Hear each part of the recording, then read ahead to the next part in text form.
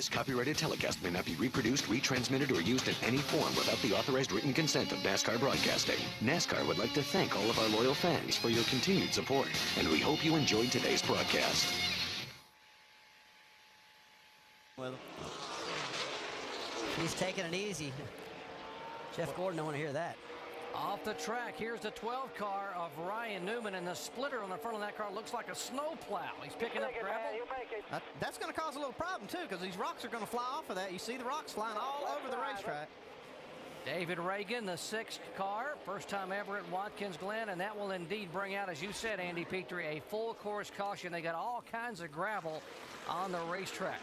Watch the 12 car. In the front of that car, the splitter looks like a snowplow, just plowing through the gravel. Jerry, Ryan Newman did the right thing, though. He stayed in the throttle. He knows he couldn't get out of it. If he did, he'll get stuck. It's just like driving in the snow or getting stuck in the mud. You got to keep that momentum going, and that's what he did. He did a perfect job getting out of that. That gravel is there for safety, so these guys, if they run off, they don't go slamming into those guardrails, and it really works to slow the car down. The brake ducts or something they can take off. It's going to be very hard to get these things to actually come back. Kevin Harvick could have a long afternoon after winning here yesterday. The 83 car, Brian Vickers, who had gained 16 positions since the drop of the green flag and now spins it around. Problem looks like it happened in turn 10, the corner I call the vacuum cleaner corner. That sucks you right in there. And we've seen a lot of action in that corner today. But Vickers spinning. You see Rudd go by. He comes back right across, right in front of Rudd, and there's the Army car. Regan Smith. Looks like Regan Smith got. Welcome back to Watkins Glen, NASCAR Nextel Cup action. Pace car on the track. We are under caution, yes, for the 3rd time today, coming out on lap 39.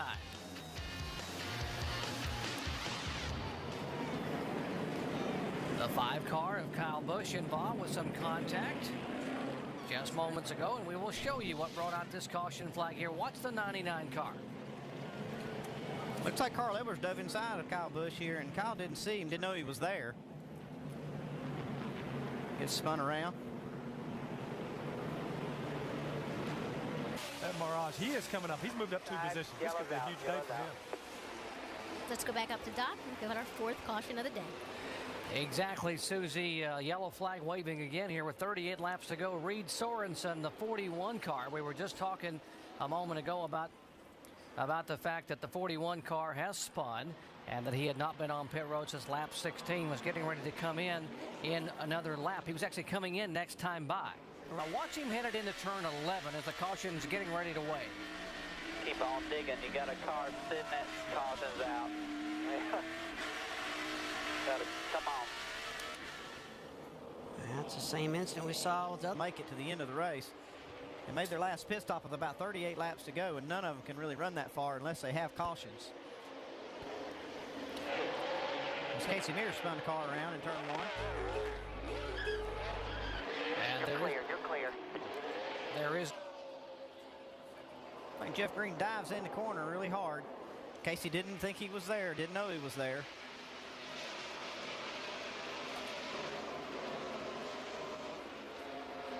Identical lap speeds. That was amazing how close they were.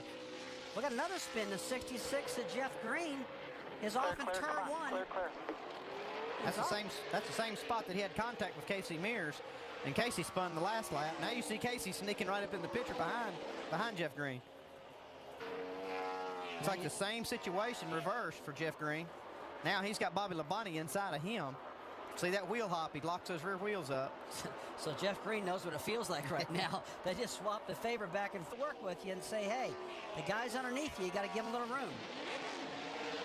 We have spinners everywhere. The 07, Clint Boyer, the 12 of Ryan Newman, who brought out the first yellow of the day when he got in the gravel. And one car slowing down is the 8. 99. But looks like he's got a real problem here. Looks like they've lost an engine or something. He just said a needle said 99. Whatever he's referring to, 9,900 RPM. Let's see what happened to the 8 car now. Entering turn 1, coming down the straightaway.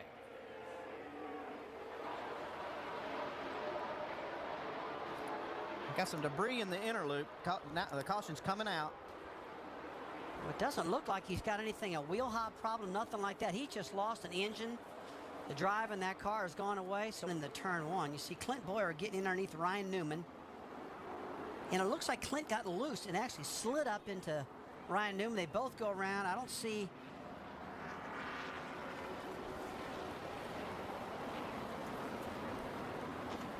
Third time we've seen cars sandwiching side by side. Very disappointing day when things were running pretty well. You were racing up there into second, but what happened, Junior? We broke the motor. Probably just some of the downshifts this weekend.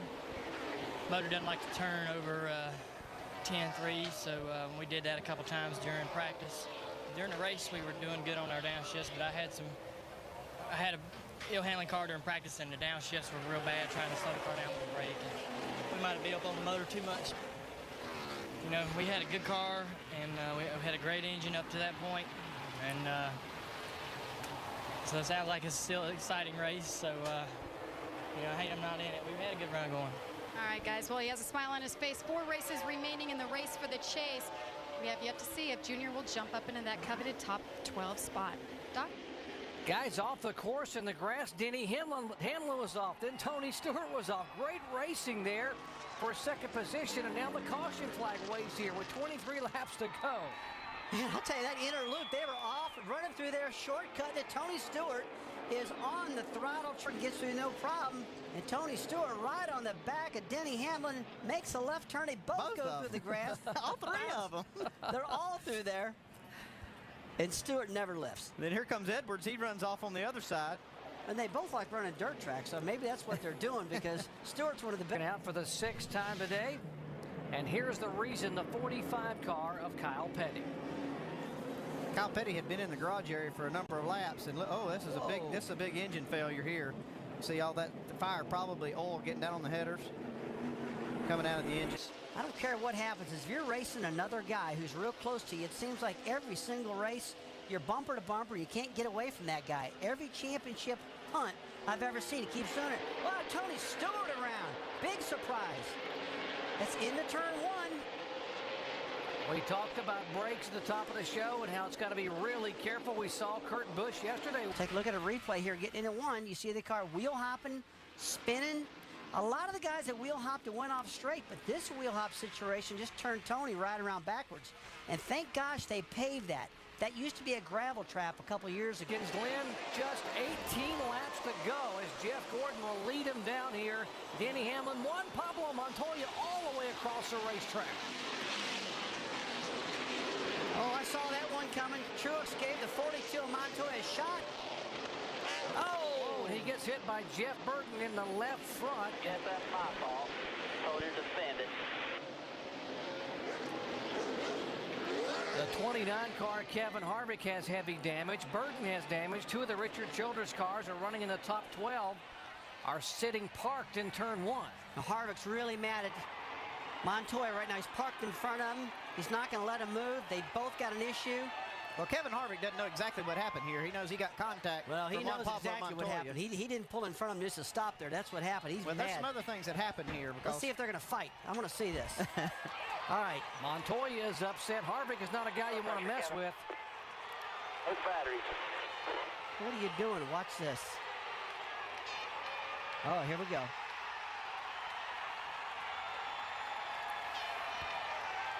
It's Over gonna there and got in his face. He's out of the car. Neither one of these guys are happy here. Harvick saying, no, stop it. Stop it. Montoya's instigating this thing now. Montoya keeps pushing him, and Harvick's not a guy you want to push too many times. Well, to be fair, Harvick is the one that walked over to Montoya. Jeff Burton, Harvick's teammate, gets out of the car, helmet off, trying to get his teammate away. What happened on the restart with 18 laps to go? Take a look at Martin Truex. Gets in the back of Juan, gets him all sideways, gets him sliding, rear and gets on it, gets into Harvick. Montoya didn't do that on purpose for sure. And that's what I was talking about. Harvick didn't realize all this had happened. All he knows is he got contact from Montoya. Montoya's got some problems with his car. He's had some hard contact here from 31 car Jeff Burton. Harvick probably just thinks that Montoya just drove it in there right into the side of him and didn't realize he got tapped from behind. Back at Watkins Glen International, we are under a red flag condition as of right now. 15 laps to go, 75 in the books.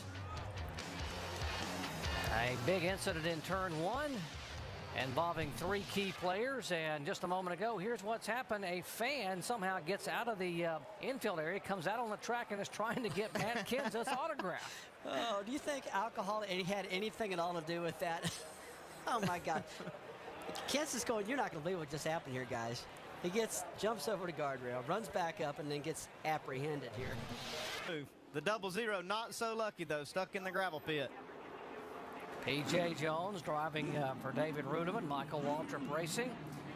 And here comes help. I'm not sure these guys are going to be able to, they're going to raise the hood to help them pull him out. Enter the inner loop, Andy. Gets sideways, gets punted from Kurt Busch. Yeah, gets a little help for the 2-car. Well, I tell you, that is not where you want to get stuck, because now he's got to get a record to pull him out. And we've got a car that is David Gilliland. The 38 car has spun around and is headed backwards in the wrong direction. And Jeff Gordon has spun around with 2 laps to go, the leader. Keep going, keep going. Come on. Come on. Keep digging. Keep digging hard. Right there, come on. Jeff Gordon's been able to outbrake Tony Stewart into this corner every lap. He just tried just a little too hard right here. Guys, it appears another classic case of wheel hopping getting at the corner. You see the rear end jump around, wheel hop again. Felt that pressure from Stewart. You just know he did. White flag for Tony Stewart, trying to pick up his 3rd win in 2007, and his 4th win here at Watkins Glen. Can he hold off the charging 99 of Carl Edwards, who, by the way, is driving with an injured thumb, a previously dislocated thumb, and a bandage, trying to shift gears and hang on to that steering wheel? Well, Jerry, he just cleared the most critical part on the racetrack, turn 1.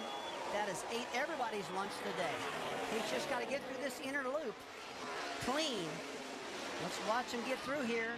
Nice, smooth turns, not aggressive. You see Carl Edwards' left front tire in the air. He's driving hard. And Andy, turn 9, coming to 10. He's about got this thing home. Carl's not giving up, though. He's just trying as hard as he can to get right to the bumper of the 20-car Tony Stewart. Carl's got 2 more shots, the entry at 10 and the entry at turn 11 to catch him. And Carl goes off the racetrack. Edwards off in the gravel. Here comes Tony Stewart out of turn 11. And congratulations to Team Chevy driver Tony Stewart, winner of the Nextel Cup at Watkins Glen. Denny Hamlin's teammate comes in 2nd. And take a look at Jimmy Johnson, brings it home 3rd with Ron Fellows, and Robbie Gordon bringing in the 5th spot. And you got to hand it to Carl Edwards. He went for it. He went for the victory going into 10. And he still comes home with a top 10 finish. He cleared the gravel trap, came home 8th. Now, I guarantee he never lifted when he was going through the gravel.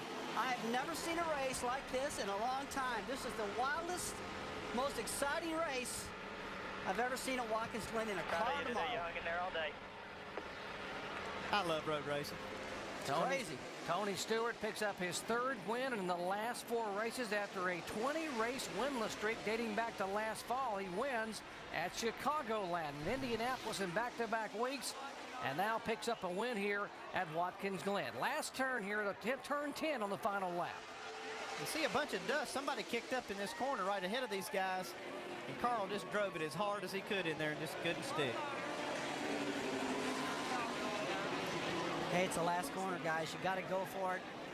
He thought that maybe he could make something happen, but he sailed it in there, and he was in trouble when he got to the corner, but too fast. But Jamie? This copyrighted telecast may not be reproduced, retransmitted, or used in any form without the authorized written consent of NASCAR Broadcasting. NASCAR would like to thank all of our loyal fans for your continued support, and we hope you enjoyed today's broadcast. The following is a paid advertisement for The Magic Bullet, brought to you by Homeland Housewares.